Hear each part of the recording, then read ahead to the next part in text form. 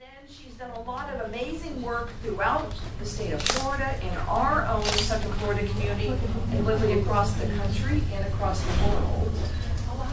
Yeah, cool things. So let me introduce to you Dr. Pamela. I'm so proud of you. I'm so very proud of you. Each of you being here when I know many of you have children and you might be pregnant, and to make your education a focus, that needs to be commended. And I speak from experience because I will be 50 on July 10th, and my daughter is 34. She'll be 35, I think, in May. I'm getting confused. 15. You look good. Bless you, baby. Yes. And I don't want to spend too much time talking about the 50 days of giving because I really want to talk to you about you and some of the wonderful opportunities and the beautiful future that you have ahead of you.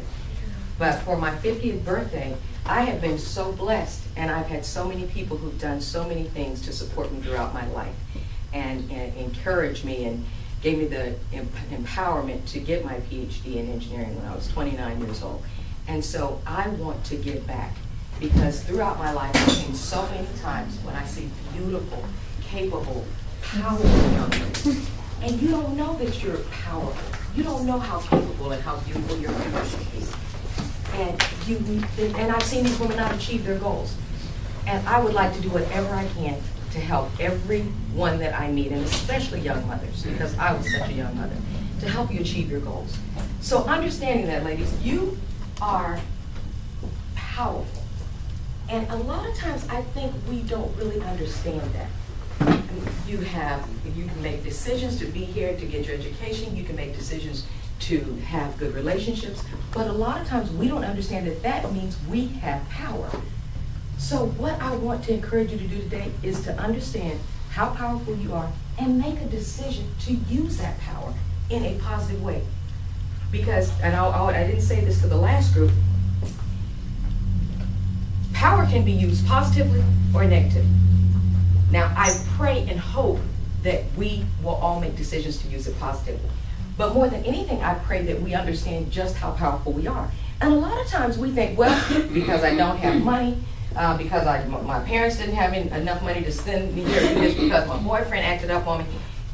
And we think that those are the reasons that we don't become successful. Or people didn't like me and they told my hair was too short. And they told me I was dumb when I was in the second grade.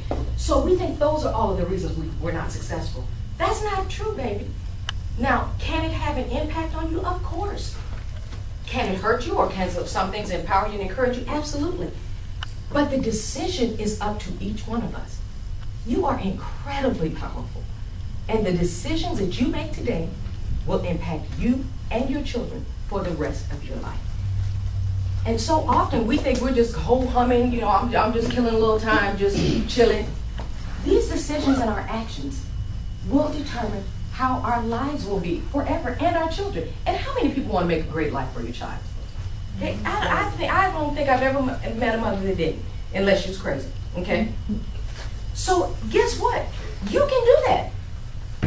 And I'm not just talking about buying them stuff. I'm talking about creating a peaceful, happy, loving home. I'm talking about you being your best for them. You being a positive, drama-free person.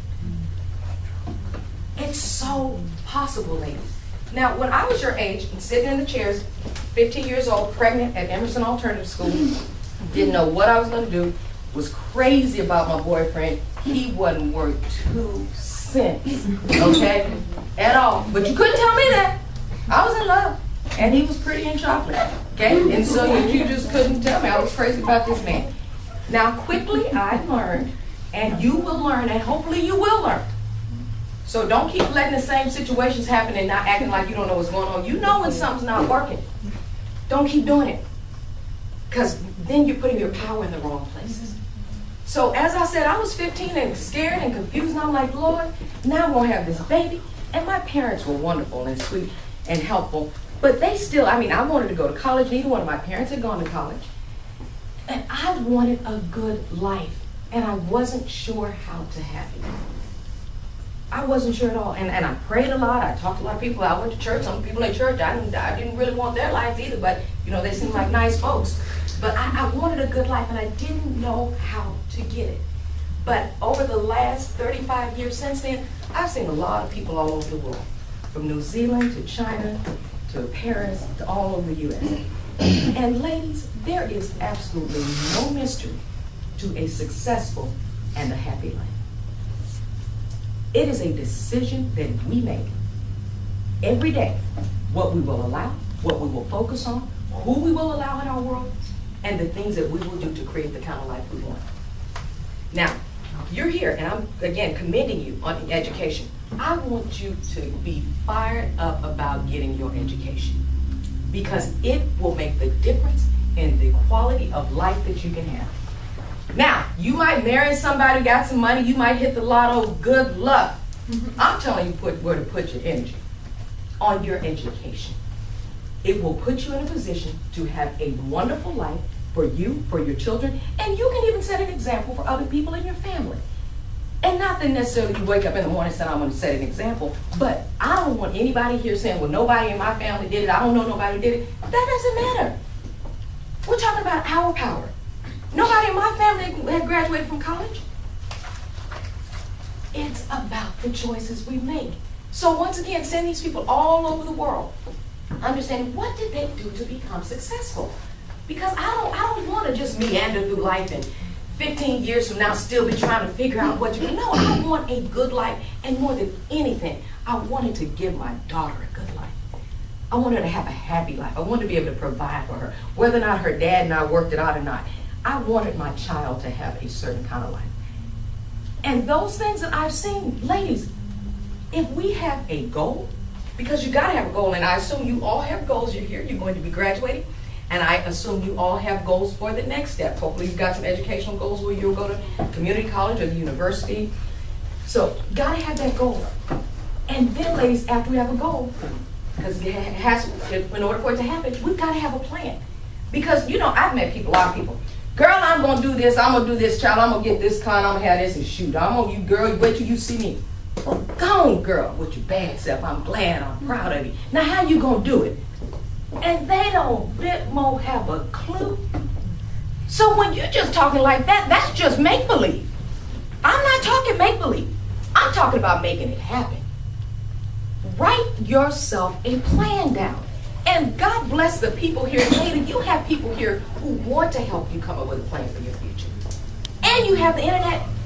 Back in the day, we had to go to the library in the cold in Oklahoma, up the steps. There's no reason. There's absolutely no reason for any young woman here to have a goal and doesn't have a clear and concrete plan attached to accomplish it.